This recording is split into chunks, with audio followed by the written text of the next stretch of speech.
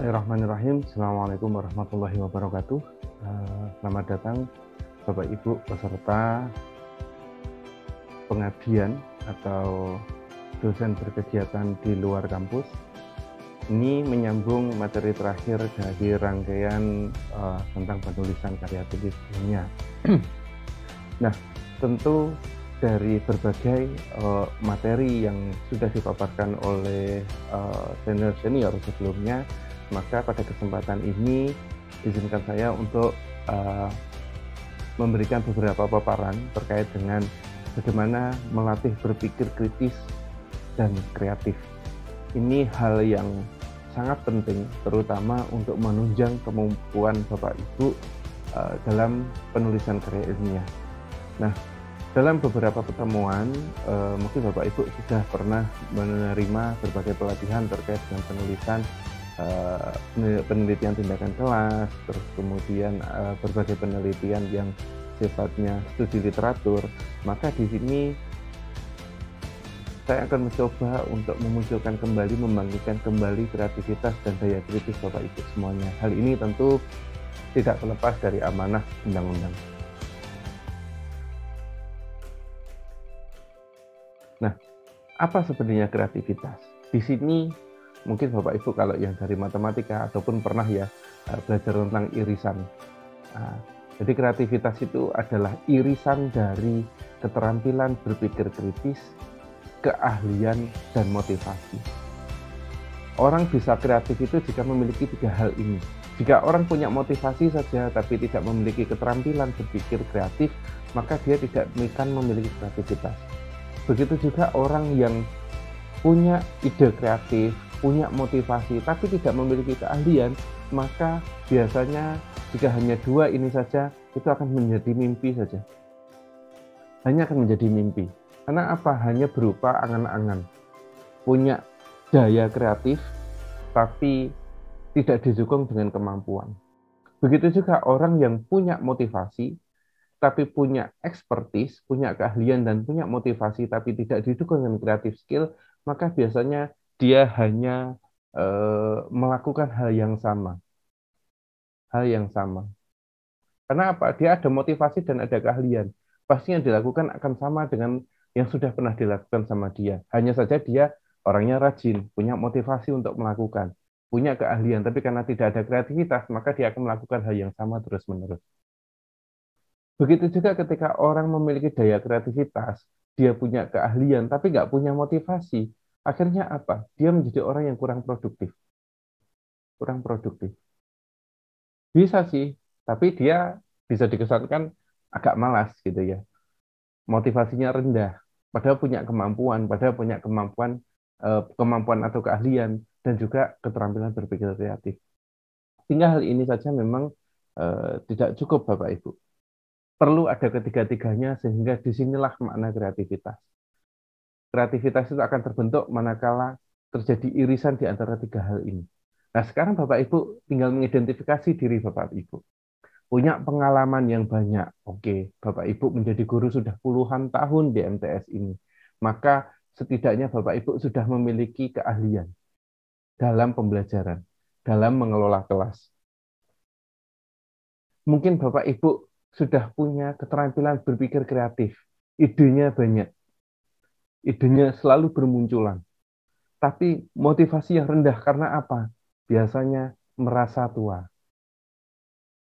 Merasa sudah tua. Saya itu kalau bilang merasa tua itu kadang agak malu ya, karena sudah ada Prof.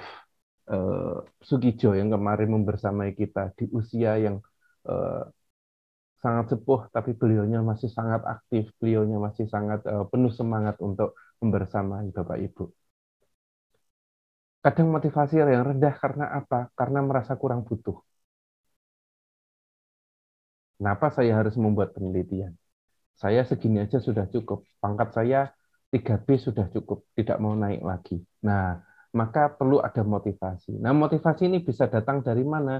Motivasi bisa datang dari teman, bisa datang dari aturan. Nah, seperti seperti saya sendiri sebenarnya masih belum ingin kuliah S3 dalam waktu dekat, tapi karena ada aturan, maka saya termotivasi untuk kuliah. Mungkin Bapak Ibu juga seperti itu. Mungkin Bapak Kepala Sekolah atau Ibu Kepala Sekolah ya, perlu memotivasi sebagai teman iya, sebagai pembuat aturan iya. Ya, kita lanjutkan. Seperti yang saya jelaskan tadi bahwa kreativitas itu merupakan irisan dari ketiganya. Keahlian itu bisa berupa teknis atau prosedur atau intelektual. Orang yang sudah lama mengajar matematika biasanya menemukan banyak trik-trik untuk menemukan solusi secara cepat. Jalan pintasnya banyak. Nah, contohnya seperti itu. Terus kemudian kreativitas itu berkaitan dengan apa? Sebagaimana Anda bisa fleksibel dalam berpikir, imajinatif, banyak menghayal nggak masalah. Yang penting khayalan itu bisa diwujudkan melalui keahlian.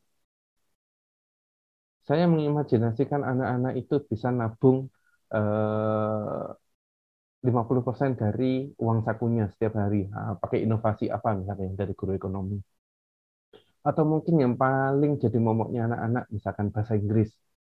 Bahasa Inggris, bagaimana anak-anak bisa mengucapkan bahasa Inggris secara fluent, secara mengalir gitu. Pakai apa? Oh, anak-anak bisa sekarang diajak pakai menggunakan beberapa aplikasi linguistik. Latihan mendengar kemudian menirukan. Jadi pakai aplikasi misalkan ngetik istilah bahasa Inggris, terus kemudian didengarkan bagaimana cara pengucapannya, terus diulang, ditirukan. Lidah kita sebagai orang Indonesia sebenarnya cukup fleksibel ya untuk mempelajari berbagai bahasa. Bilogatil Arabiyah bisa, English bisa, Thai bisa, Melayu apalagi kayak gitu ya. Jadi mungkin itu akan mempermudah. Ini mengingatkan saya ketika saya kemarin pada perkuliahan S3 itu tentang studi komparasi, bagaimana saya mendengar webinar dari guru di Jepang yang Jepang saat ini sangat ngotot ingin belajar bahasa Inggris. Padahal kita tahu bahwa setiap kita membeli elektronik selalu ada tulisan Jepang. Tapi kenapa Jepang ingin menguasai bahasa Inggris? Ya karena dia ingin menguasai dunia. Misinya itu. Dia ingin menjadi nomor satu di dunia. Sehingga dengan lidahnya yang ngomong R saja susah, bagaimana cara dia untuk belajar bahasa Inggris? Ternyata pakai aplikasi. Hanya bermodalkan smartphone, kemudian didukung dengan headset, sudah dia menirukan apa yang bahasa Inggris kan. Karena untuk structure grammar itu bisa dipelajari. Tapi kalau apa namanya percakapan itu harus dilakukan sehari-hari. Nah, jadi itu yang dilakukan oleh masyarakat Jepang. Motivasi memang intrinsik itu jauh lebih efektif daripada ekstrinsik. Mari Bapak Ibu kita pacu diri kita. Kita pacu untuk menjadi orang yang lebih baik. Kadang kita mudah untuk apa istilahnya memberikan instruksi kepada anak-anak kita, kepada murid-murid kita, ayo lakukan yang terbaik, lakukan yang terbaik. Tapi mereka akan selalu melihat kita, apakah guru yang ngomong seperti itu sudah melakukan yang terbaik. Nah, kadang kita tidak perlu memberikan instruksi kepada anak-anak, kepada murid untuk melakukan hal yang terbaik. Hanya dengan Bapak Ibu selalu menunjukkan upaya terbaiknya, maka mereka akan melihat itu. Jangan khawatir, mereka akan melihat itu. Ketika Bapak Ibu berupaya untuk memberikan yang terbaik, maka mereka juga akan berupaya menjadi murid yang terbaik. Salah satunya adalah melalui berbagai penelitian ini.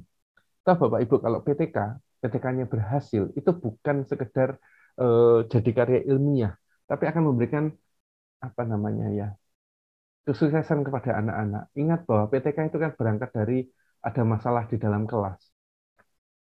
Ketika ada masalah, siswa itu pasti dia tanda tanya juga. Kelasnya ramai dan sebagainya, kemudian nilainya jatuh. Mereka akan bertanya-tanya bagaimana gurunya untuk mencari solusinya. Maka tinggal ajak anak-anak untuk mencari solusi bersama atau berusaha menyelesaikan masalah itu. Melalui apa? Melalui PTK. Kasih tahu ke anak-anak bahwa Bapak Ibu berusaha, kita mengidentifikasi kelas ini memang masalahnya seperti ini. Mereka sharing ya. Anda masalahnya apa di kelas? Oh, mungkin motivasi yang kurang, mungkin ruangnya kurang kondusif, pengorganisasian kelasnya kurang. Maka dengan PTK ditambah dengan keahlian Bapak Ibu dalam pengorganisasian kelas, tidak ada yang tidak mungkin.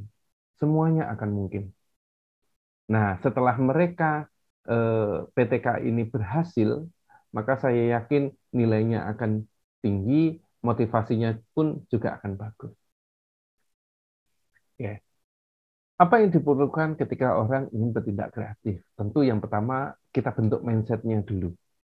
Setelah dibentuk mindset-nya, lengkapi dengan skill set, kemudian tunjukkan tool set-nya.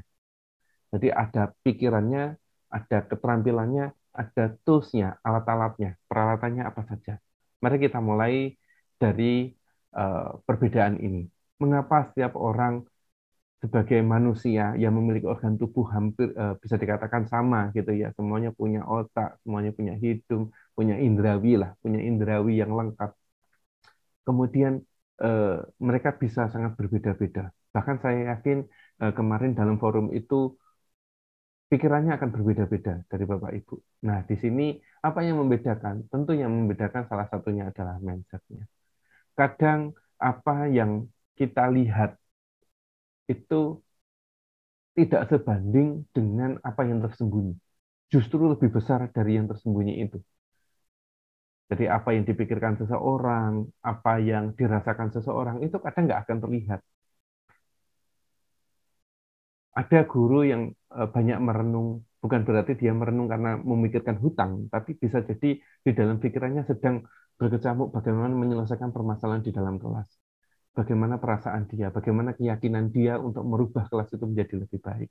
Maka yang seperti ini perlu segera dituangkan dalam sebuah penulisan. Mindset yang pertama kali dikenalkan oleh Carol Dweck. Dia mengatakan bahwa semuanya berawal dari mindset. Kesuksesan seseorang itu berawal dari mindset. Dan ini disetujui oleh siapa? Bill Gates. Bill Gates pun mengakui bahwa kecerdasan seseorang itu bisa terus tumbuh. Bisa terus tumbuh. Dengan apa? Dengan latihan. Dengan exercise. Maka otak itu akan terus tumbuh. Sama Bapak Ibu, kita sebagai manusia, usia kita bertambah, tapi otak kita itu masih bisa terus dikembangkan. Nah, menurut Carol Dweck, itu ada dua jenis orang, yaitu orang yang berpikiran fix atau tetap, tidak bisa diubah. Dia berpikiran tetap, dan ada yang berpikiran growth atau tumbuh.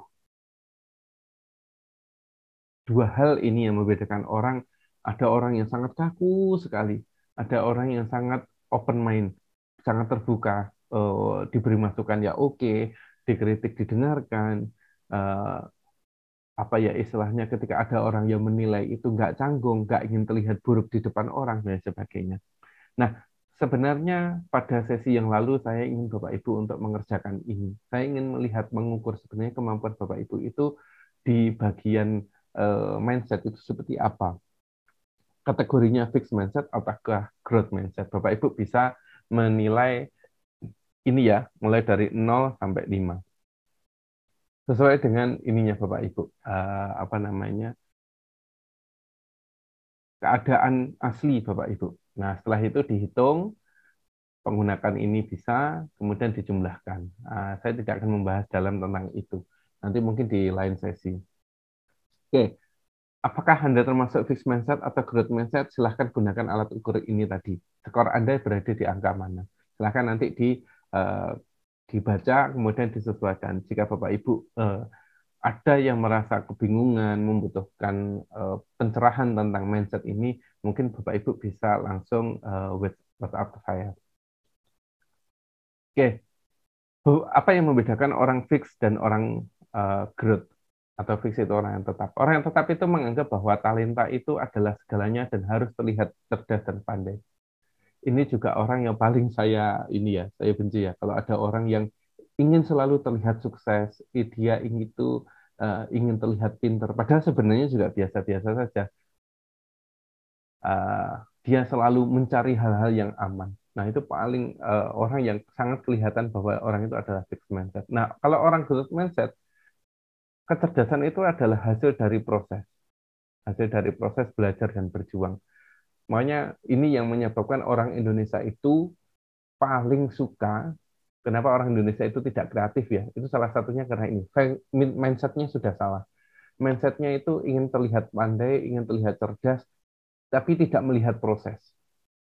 Lihat Bapak Ibu, bagaimana masyarakat kita selalu suka dengan hal-hal yang instan. Misalkan dari orang yang nggak punya, terus kemudian tontonan Bapak Ibu ya, tontonan warga masyarakat Indonesia saat ini yang sedang disukai adalah influencer-influencer yang mendadak kaya. Itu yang disukai. Makanya kemarin itu banyak korban investasi bodong karena apa? Orang itu tidak ingin proses, tapi inginnya instan. Karena itu, orang inginnya terlihat pandai. Dan ketika ada orang atau teman kita yang sukses, itu kita selalu melihat apa yang dia dapatkan, bukan bagaimana dia berproses. Ketika ada teman yang sukses, misalkan naik pangkat, dapat jabatan yang tinggi dan sebagainya, kita selalu memberikan apa? Yang pertama biasanya langsung pujian. Setelah pujian, todongan. Nah, mana traktirannya, mana syukurannya, dan sebagainya. Wah, enak ya, langsung irinya muncul. Wah, enak ya, sudah ini, sudah ini. Jabatannya banyak, penghasilannya pasti banyak. Gitu. Jabatannya tinggi, penghasilannya pasti banyak, tunjangannya pasti banyak, dan sebagainya. Remunerasinya pasti banyak. Orang yang dilihat pasti itu. Nah, itu yang membuat orang menjadi tidak kreatif nantinya. Karena apa? Dia akan terkunci pikirannya pada pikiran fixed mindset. Jadi orang itu ibaratnya batu, gitu ya. Dia akan keras sekali. Berbeda dengan orang growth mindset yang menganggap bahwa kecerdasan itu akan tumbuh dan dapat dikembangkan. Berikutnya terkait dengan tantangan. Orang yang fixed mindset itu hampir orang yang selalu menghindari hal-hal yang akan membuat dia terlihat bodoh atau terlihat kurang pandai. Saya nggak mau lah, saya tidak pernah melakukan itu. Dikasih amanah baru, dikasih kepercayaan sama kepala sekolah. Bapak Ibu menghandle ini ya sebagai pembimbing karya ilmiah. Wah jangan saya Bu, saya nggak pernah. Karena apa? Dia takut terlihat bodoh. Dia takut terlihat tidak pandai. Itu yang yang justru membuat orang itu menjadi fixed mindset. Nah, growth mindset bagaimana? Ya diterima tantangan itu. Setiap ada tantangan diterima dan berusaha dilakukan dengan cara berlatih.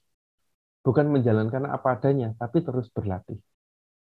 Semuanya by proses, Bapak Ibu. Bagaimana dengan usaha? Nah, orang-orang fixed mindset itu kebanyakan memikirkan bahwa semuanya itu adalah dari takdir. Mungkin ya dari madrasah eh, kebanyakan ya apa namanya ya perlu apa namanya ya dimantapkan kembali bahwa tidak semuanya itu eh, apa ya ditakdirkan. Saya masih ingat kalau mendengarkan pengajiannya Gus Baha kayak gitu ya eh, terkait dengan takdir, memaknai takdir. Jadi sebenarnya kalau kita hanya melakukan apa yang sudah bisa kita lakukan saat ini, kemudian menganggap semuanya ini adalah takdir, maka kita memang fixed mindset. Kita tidak pernah akan berkembang dan tidak akan pernah belajar. Aku nggak pernah ngaji, saya sudah ditakdirkan dari keluarga yang nggak pernah ngaji. Misalkan kayak, saya nggak bisa baca Quran. Saya baca Qurannya nggak sebaik murid saya. Ya karena memang di keluarga saya nggak pernah itu takdirnya saya itu hidup di keluarga seperti itu. Nah, itu orang-orang yang tidak mau berusaha. Maka yang harus dilakukan adalah mengembangkan keterampilan. Maka saat ini jika Bapak Ibu belum menulis karya tulis, belum membuat penelitian tindakan kelas, bukan berarti itu takdir Bapak Ibu. Tapi jelas itu Bapak Ibu belum melakukan pengembangan keterampilan. Maka di sini saatnya kita kembangkan, mari Bapak Ibu kita kembangkan. Banyak orang fixed mindset itu tidak menerima kritik. Kalau ada orang mengkritik itu dianggap sebagai sebuah serangan. Itu haters, bukan haters, orang kritik kok haters. Justru kritikan itu adalah informasi dan peluang untuk melakukan perbaikan. Bapak Ibu kalau tahu apa namanya sebagai misalkan saya ya yang pernah memegang keuangan gitu ya. Maka ketika kita diaudit itu adalah sumber informasi yang mahal. Karena kalau di perusahaan-perusahaan swasta, kita untuk mendapatkan masukan aja kita harus membayar ahli. Dan itu mahal. Makanya ada konsultan bisnis, konsultan keuangan, konsultan perencanaan. Itu adalah orang-orang yang kita bayar untuk mengkritik kita. Nah, kalau dari teman-teman sendiri, dari lingkungan kerja kita ada yang mengkritik kita, betapa berharganya informasi itu. Setiap ada kritikan, terima. Ucapkan terima kasih karena sudah perhatian dengan kita. Jangan kemudian dijadikan musuh ya, jangan dijadikan musuh. Maka Anda tidak akan berkembang. Sekarang kembali lagi, Bapak Ibu ingin berkembang apa tidak? Gitu. Oke, banyak orang yang fixed mindset itu jika melihat kesuksesan orang lain itu dianggap sebagai ancaman dan hanya bersifat keberuntungan. Jadi kalau ada temannya yang sukses, sudah naik pangkat duluan, gitu, malah dia merasa terancam. Wah, jangan-jangan posisiku tergeser, wah, jangan-jangan ini. Kebanyakan orang seperti itu. Apalagi kalau ada orang pendatang baru, pindahan dari sekolah mana gitu ya. Terus kemudian orangnya berprestasi. Pasti ada beberapa orang yang merasa terancam. Nah, itu menunjukkan orang-orang yang fixed mindset. Tapi kalau ada orang yang sukses kemudian hadir di sekitar kita, itu sebenarnya adalah menjadi sumber inspirasi dan tempat untuk belajar. Sebagai inspirasi dan tempat untuk belajar bagaimana perjalanannya, apa yang harus dilakukan, dan lain sebagainya. Mari Bapak Ibu, kita lawan suara-suara yang telah mengganggu pikiran kita menjadi orang yang fix, kita ubah itu semuanya agar Bapak Ibu bisa menjadi orang yang memiliki pikiran tumbuh atau growth mindset. Saya bagus terhadap suatu hal atau tidak sama sekali. Maka kita harus lawan kata ini. Saya saat frustasi, saya akan menyerah. Apa yang harus dilakukan Bapak Ibu? Anda bisa melawan. Saya tidak suka diberi tantangan. Setiap tantangan itu pasti ada jalannya, pasti ada caranya. Saat saya gagal, saya merasa tidak mampu, mengabaikan kritik dan saran. Saya merasa terancam, kemampuan saya menentukan segalanya. Saya suka kalau dikatakan saya pintar. Lawan itu semua, Bapak Ibu. Dilawan dengan apa? Pertama ini, saya dapat mempelajari apapun juga yang saya mau. Saat saya frustasi, saya harus bertahan dengan segala keadaan. Mungkin di usia yang sudah tua dan lain sebagainya. Saya ingin menantang diri saya bisa nggak menyelesaikan ini? Nah, bila saya gagal, saya akan belajar. Sumbernya dari mana? Banyak. Ada teman, ada mitra. Mitranya siapa? Kami, UNY. Silahkan Bapak Ibu. Saya itu selalu membuka ruang diskusi kepada Bapak Ibu. Kalau tidak percaya, mungkin yang sudah sering berkomunikasi dengan saya, Bu Teguh misalkan ya. Bu Teguh itu cukup sering berdiskusi dengan saya. Dari dulu ketika ada permasalahan, kita mencoba untuk mencari jalan keluarnya bersama. Saya belajar dari kritik dan saran. Bila Anda sukses, saya terinspirasi. Nah, kata-kata ini yang harus diingat-ingat di benak Bapak Ibu. Usaha dan sikap saya menentukan segalanya. Kalau Bapak Ibu berusaha dan berjuang, maka hasilnya akan bagus. Saya suka dikatakan bahwa saya bekerja keras, bukan orang yang pandai. Kalau orang yang pandai menganggap bahwa kecerdasan itu adalah takdir, tapi orang yang bekerja keras semuanya karena proses belajar. Kita memang harus menerima ketidaksempurnaan kita. Kita sudah tua, kita sudah lulus dari S1 lama, saya ngikuti tes PPG gagal berkali-kali, misalkan seperti itu. Akui bahwa kita tidak sempurna. Untuk itu, maka kita perlu mencari peluang belajar dari kegagalan. Dan berhentilah mencari pengakuan, minta dipuji orang, dan sebagainya. Toh kita itu kalau dipuji orang, nggak akan nambah gaji kita, Bapak Ibu. Nggak akan nambah rezeki kita. Hargai proses daripada hasil akhirnya. Bapak Ibu harus terus berproses, memprioritaskan perkembangan daripada kecepatan. Gunakan kritik dan input sebagai informasi yang gratis tapi berharga, bersedia mengambil resiko dan menanamkan kerendahan hati. Nah, apa yang menjadi karakter orang-orang yang pemikir kreatif? Dia itu suka berfantasi, Bapak Ibu, membayangkan ide-ide yang mungkin tidak nyata. Incubate, dia itu suka memikirkan ide-ide dalam waktu yang lama. Makanya Bapak Ibu ketika di kelas ada masalah, catat masalah itu. Setiap ada masalah di kelas, rumuskan masalahnya, kumpulkan masalahnya. Catat semuanya, mungkin akan lebih dari 10 masalah di dalam kelas. Si A, si B, si C, si D, kelompoknya, dan sebagainya, akan banyak sekali. Dan orang-orang kreatif itu suka mengambil resiko yang mungkin tidak mau diambil oleh orang lain. Dia sangat sensitif terhadap gejala-gejala yang ada. Merasa kalau masalah di kelas tidak segera diselesaikan melalui PTK, maka masalah itu tidak akan terselesaikan. Mungkin Bapak Ibu akan merasa takut ketika melakukan PTK. Takut kenapa? Ketika PTK itu kan ketika memberikan treatment di sesi pertama atau di siklus yang pertama, mungkin ada masalah. Terus ada observer, ada guru lain yang mengamati. Banyak loh Bapak Ibu guru yang tidak pede ketika ngajar di depan teman guru yang lain. Nah, hal-hal seperti itu yang perlu segera harus dihilangkan. Karena apa? Ketika kita ngajar, diamati oleh orang lain, ketika apa yang kita sampaikan nggak benar, ada salahnya, itu justru kita teramati oleh teman-teman kita. Kita minta masukan mereka untuk memperbaiki performa kita. Dan itu penting untuk siapa? Bukan hanya untuk kita, penting untuk murid-murid kita. Toh kita ngajar itu kan membuat mereka menjadi lebih baik, memanusiakan mereka, kan gitu. Kalau Bapak Ibu ketika ada masalah kemudian dibiarkan saja, tidak diselesaikan melalui PTK, maka masalah itu akan berlanjut. Tapi kalau diselesaikan dengan PTK, minimal masalah yang di kelas itu terselesaikan. Nilai tambahnya apa? Dapat karya tulis yang bisa untuk kenaikan pangkat. Tambahan lainnya apa? Ketika dipresentasikan di depan guru-guru dari sekolah lain, maka guru-guru dari sekolah lain yang memiliki masalah yang sama akan terselesaikan masalahnya. Itu sudah sodakoh zariyah itu sudah. Amal zariyah itu sudah. Membagikan ilmu penyelesaian masalah tertentu ke guru-guru MGMP yang lainnya digunakan di sekolah lain dan ternyata sama-sama efektifnya luar biasa itu. Betapa manfaatnya Bu, Bapak Ibu saat ini. Orangnya kreatif itu adalah orang yang trigger, suka memicu diri sendiri dengan cara berpikir baru tentang berbagai ide. Jadi selalu update. Di YouTube ada nggak trik-trik baru dalam pembelajaran, mengatasi masalah-masalah dalam pembelajaran? Biasanya banyak sekali.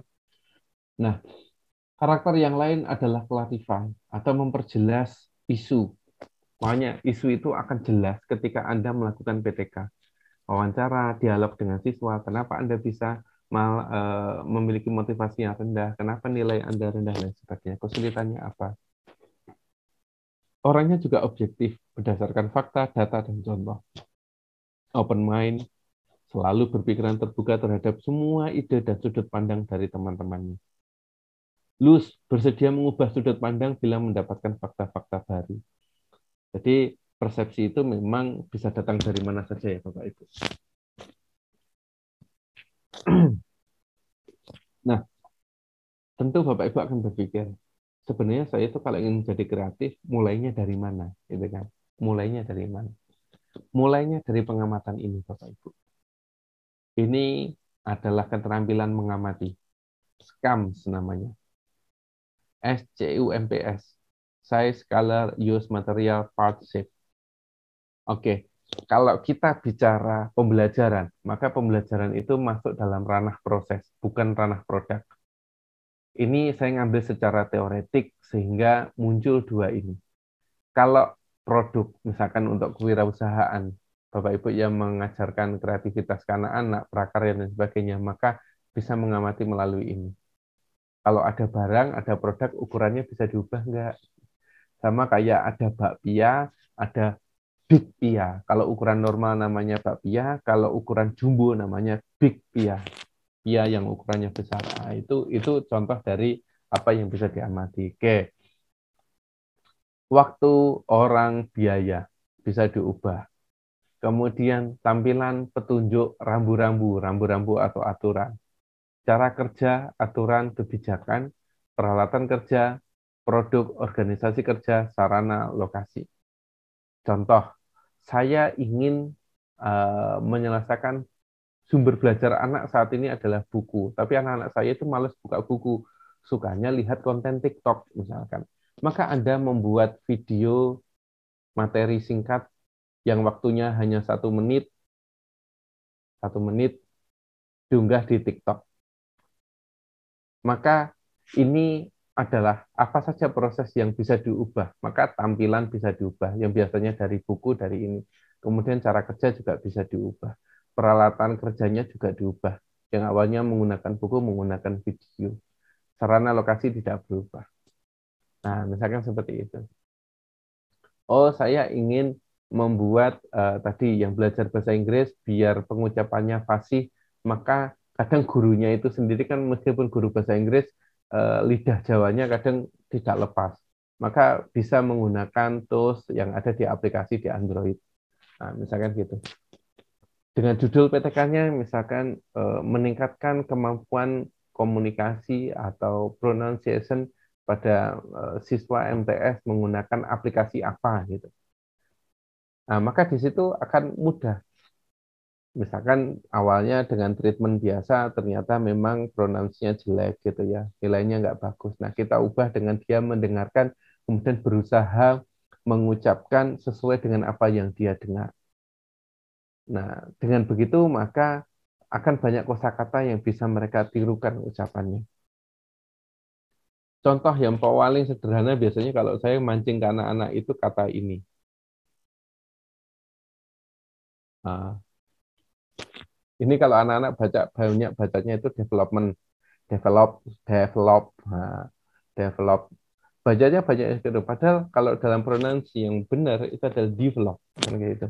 Itu pun saya mendengarkan ini juga dari aplikasi. Wow, memang saya yang salah, bukan develop ya, tapi develop. Develop. Dia agak-agak tebal gitu suaranya. Oke. Nah, kalau kita sudah mengamati dengan skans, apa yang diamati, apa yang diubah? Oh, tadi tampilannya mau saya ubah. Saya mau tampilannya bukan anak-anak langsung melihat saya, menatap muka saya, tapi saya mau membuat dari apa namanya TikTok gitu misalkan, atau cara kerjanya yang saya ubah, peralatannya yang saya ubah. Dari berbagai pengamatan yang bisa dilakukan, maka Bapak Ibu bisa memulai dengan create apa? Melakukan combine, gabung, lebur, berbesar. Apa yang digabung? Oh, misalkan dari konten konten rekaman dengan konten kartun, misalkan. Ini sudah proses gabung. Terus reverse, membalik, merelayout. Oh, saya ingin melatih anak-anak belajar matematika. Biasanya saya dari soal ke jawaban. Nah, sekarang saya balik. Punya jawaban, silahkan buat soalnya. Nah, maka di sini akan muncul banyak sekali. Contoh kan sama kayak gini. Kita sering memaku anak-anak dengan 2 tambah 2 sama dengan 4. Tapi kita tidak pernah memberikan soal ke anak-anak sama dengan 4. Maka seberapa banyak yang bisa dia buat? Mungkin 2 tambah 2, 1 tambah 3, 3 tambah 1, 4 tambah 0, 0 tambah 4, kemudian sudah ya, ini. Nah, misalkan kayak gini. Maka mereka akan kreatif seperti itu. Dengan membalik seperti itu. Untuk meningkatkan kreativitas anak-anak dalam pelajaran matematika, saya membuat metode membalik, namanya metode reverse.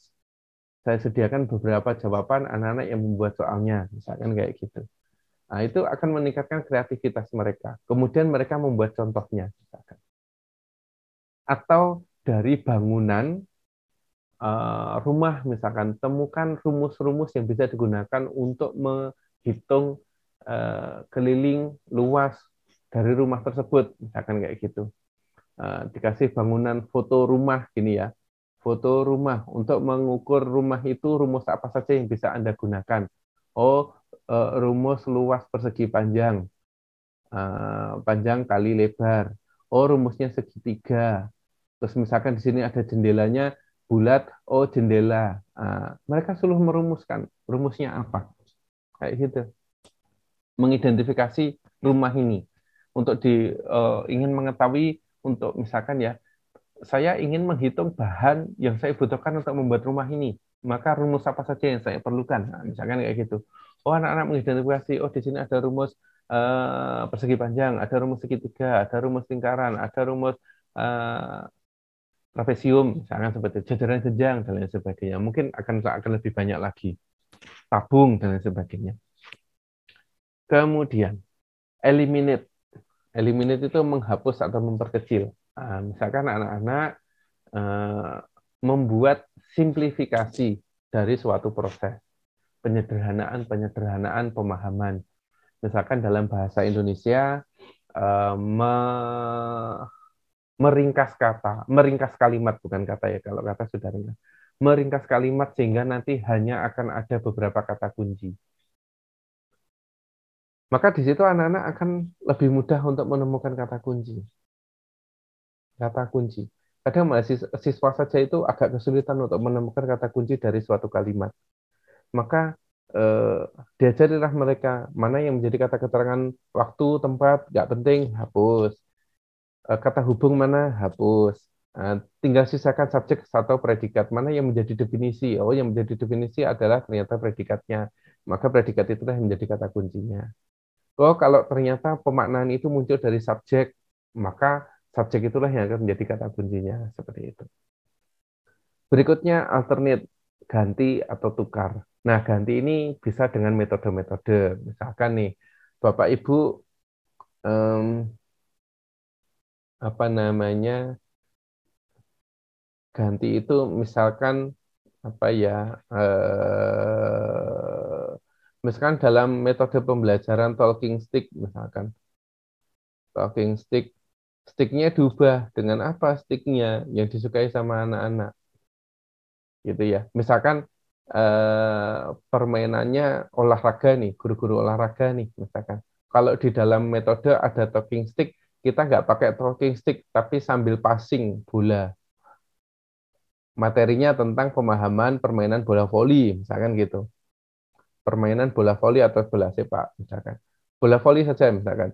Nah, kita ngajarkan kan kayak gitu dengan talking stick biasanya tongkatnya yang diputar dengan tangan. Nah, kita pakai passing. Sambil passing siapa yang menjatuhkan bola dia yang menjawab pertanyaan. Nah, ketika menjawab pertanyaan bukan hanya skor yang didapat, tapi di sini bukan hanya ada yang namanya assessment of learning, bukan hanya ini, tapi juga akan ada assessment for learning. For learning. Kalau assessment of learning berarti adalah kita menilai dari apa yang mereka pelajari, tapi kalau assessment for learning kita menilai untuk mereka pelajari. Jadi misalkan tentang definisi atau sejarah bola voli penemunya tahun berapa misalkan dari yang sifatnya C1 dulu sampai ke misalkan luasnya lapangan dan sebagainya itu masih C1. Bagaimana dengan prakteknya, praktek smash, kemudian gitu kan ke aplikasi ya C4 sudah, kemudian ke C6-nya misalkan membangun serangannya seperti apa. Nah, maka talking stick bisa diganti. Bukan pakai stick, tapi pakai bola. Nah, ini sudah bisa jadi satu PTK. Jadi yang biasanya talking stick hanya dilakukan di dalam kelas bagi guru olahraga juga bisa pakai talking stick. Tapi ada yang diganti. Yang diganti apa? Yang diganti sticknya diganti dengan bola. Dengan metode passing. Sambil latihan passing, sambil melakukan penilaian, anak-anak happy, anak-anak bisa belajar dari penilaian yang kita lakukan. Assessment for learning. Jadi kita menilai anak-anak sambil belajar. Akhirnya ketika temannya satu jawab salah, itu akan menjadi masukan bagi teman-teman yang lainnya. Oh, ternyata ukuran tinggi net wanita itu segini, berbeda dengan pria. Misalkan kayak gitu. Oke, berikutnya adalah twist atau putar. Ya, ini sama metodenya juga. Atau elaborasi atau mengurai dan memisah. Mengurai dan memisah, misalkan terkait dengan apa ya? Misalkan terkait dengan pembelajaran eh, pada pelajaran IPA bisa kita mengurai atau memisah ketika mata pelajarannya anatomi tumbuhan misalkan. Nah, kita mengurai satu persatu, diurai, dilepasi bagiannya satu persatu. Itu bisa. Misalkan dari tangkai bunga gitu ya, tangkai bunga terus kemudian anak-anak diminta untuk mengidentifikasi, melepas bagian-bagian satu persatu, maka nanti kita akan ketemu, mungkin ini ya pelajaran paling paling sederhana ya, bunga bunga sepatu itu kan yang biasanya kita pelajari ya, itu namanya mengurai. Mungkin bukan hanya tumbuhan ini, pakai tumbuhan yang lain yang belum pernah ada. Atau biasanya kalau di buku itu kan tumbuhan ya itu aja. Kalau misalkan di sekitarnya ada tumbuhan lain yang bisa dimanfaatkan, bisa dipakai Bapak Ibu. Mengurai, memisah dan sebagainya. Nah, berpikir kreatif itu dari hal-hal ini saja Bapak Ibu. Dari combine, reverse, eliminate, alternate, twist, elaborate, atau kita singkat adalah create. Nah, mencipta. Mencipta itu dari ke-6 aktivitas ini bisa.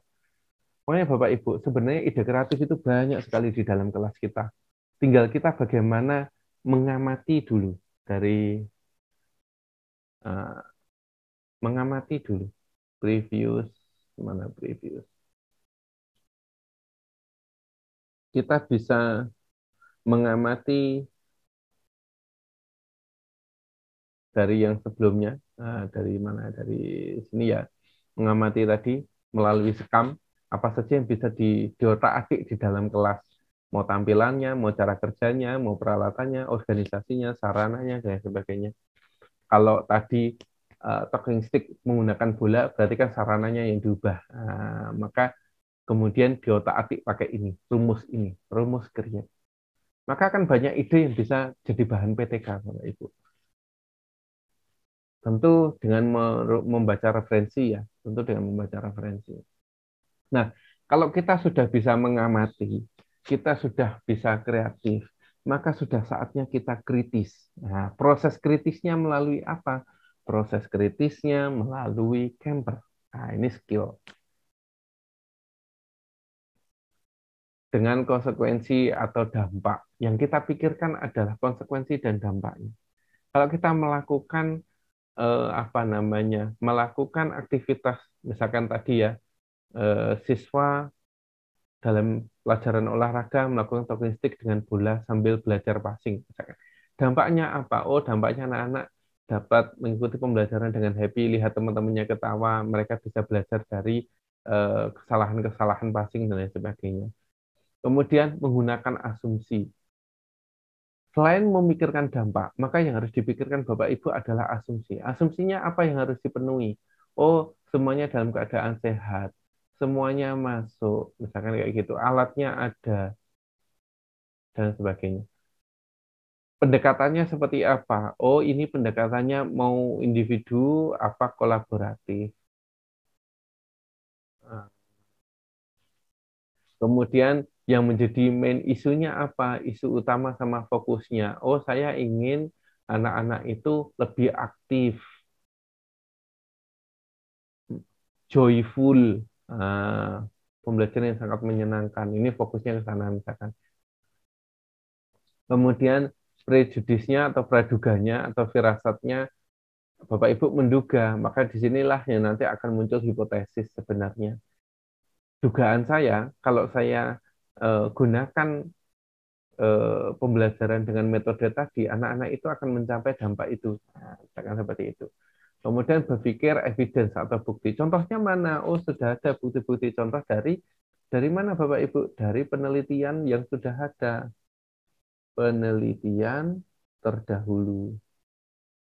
Kali, oh ternyata talking stick itu sangat membantu dan sebagainya. Tapi yang pakai bola belum ada. Maka Anda pakai bola. Misalkan kayak gitu. Relevan dan handal. Handal ini tentu melalui uji namanya uji validasi. Relevan nggak, handal nggak. Itulah proses kritis. Makanya dalam PTK itu akan selalu ada kreativitas, akan selalu ada kritis dalam PTK. Jadi kalau PTK itu pasti di dalamnya akan mengandung kreativitas dan mengandung kritis.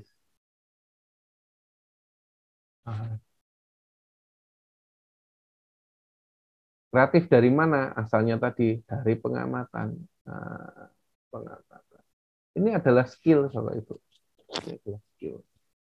Nah, tools-nya menggunakan apa? Menggunakan design thinking. Di design thinking, Bapak Ibu tadi sudah melihat ya, mencari menggunakan teknik SCAM di awal tadi, kemudian didefinisikan, diperjelas, dan dipastikan, membaca referensi yang banyak. Kemarin referensi sudah diajarkan oleh Pak Bambang terkait dengan referensi. Kemudian juga idenya dikembangkan dari mana? Oh, dari prototype create-nya. Dari create-nya tadi yang combine, reverse, elaborate, alternate, twist, ya, elaborate gitu ya. Itu dari sini. Kemudian dipikir secara kritis melalui camper, mencoba, memeriksa, dan memperbaiki. Mencoba memeriksa dan memperbaiki. Memperbaiki melalui siklus 1, siklus 2, jika perlu siklus 3. Tapi kalau siklus 2 sudah oke, maka berhenti sampai di sini saja. Gitu Bapak Ibu. Maka dengan demikian Bapak Ibu sudah punya modal awalnya adalah mindset yang tumbuh, ya, kemudian digabungkan dengan berbagai keterampilan tadi, mulai dari mengamati apa yang bisa diamati dalam pembelajaran, waktunya kah, orangnya kah, aturannya kah, pada SCAM. Kemudian kalau sudah ketemu, oh saya mau ubah alatnya, maka dengan metode apa, dengan berpikir create, saya mencari apa yang bisa kita otak-atik di sana. Setelah itu diuji dengan design thinking ini, dengan camper.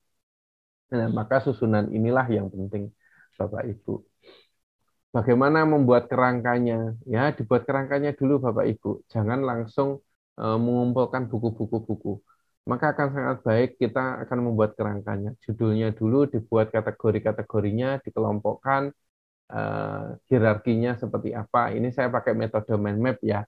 Jadi kalau ini tadi masih bagian dari skill set, ya, ini bagian dari skill set, skill set,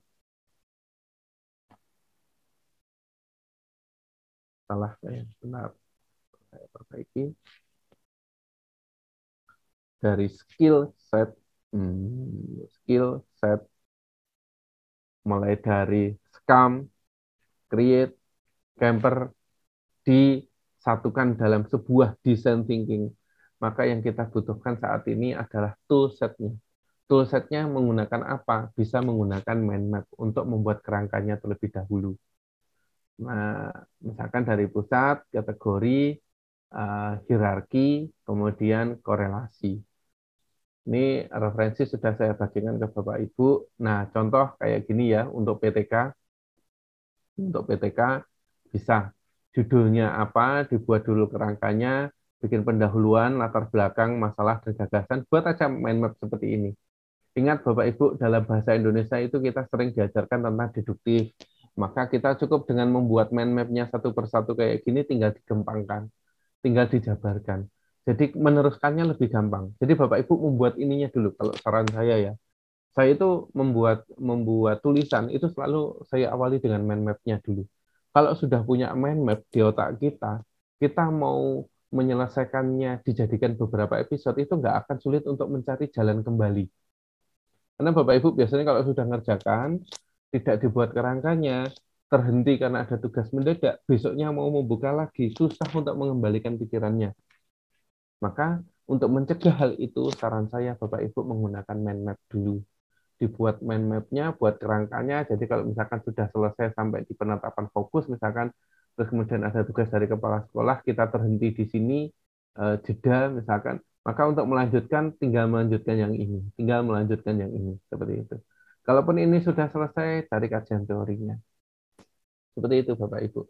Jadi kita akan mudah kembali tune in ke tugas pokok kita untuk melakukan PTK ini. Nanti PTK selesai, ya manfaatnya akan dirasakan anak-anak. Kenaikan pangkat Bapak Ibu akan menjadi bonusnya. Seperti itu. Oke, maka dengan demikian bagaimana Bapak Ibu, mindset Bapak Ibu itu harus growth mindset. Harus mindset tumbuh. Skill set Bapak Ibu harus dengan design thinking yang terdiri dari 3 hal tadi. SCAM, create, camper. Saya ulangi di sini, Scam, Create, Camper. Kemudian, toolset Bapak Ibu bisa dengan menggunakan mind map agar bisa dilanjutkan kalaupun ada jeda-jeda. Sudah punya kerangkanya, enak kalau sudah punya kerangka Bapak Ibu. Yakinlah kalau sudah punya kerangka itu lebih gampang daripada Bapak Ibu harus memulai paragraf demi paragraf. Kalau memulai paragraf demi paragraf untuk melanjutkan paragraf berikutnya nggak punya ide, itu susah. Tapi kalau punya punya punya mind map seperti ini, melanjutkannya mudah karena sudah tergambar sejak awal. Seperti itu Bapak Ibu. Mungkin jika ada kurang lebihnya saya mohon maaf. Semoga eh, paparan dari saya terkait dengan mengembangkan keterampilan berpikir kreatif dan kritis terkait dengan karya tulis dapat membantu memudahkan Bapak Ibu dalam proses. Apabila ada kurang lebihnya saya mohon maaf yang sebesar-besarnya. Wallahualam. Assalamualaikum warahmatullahi wabarakatuh.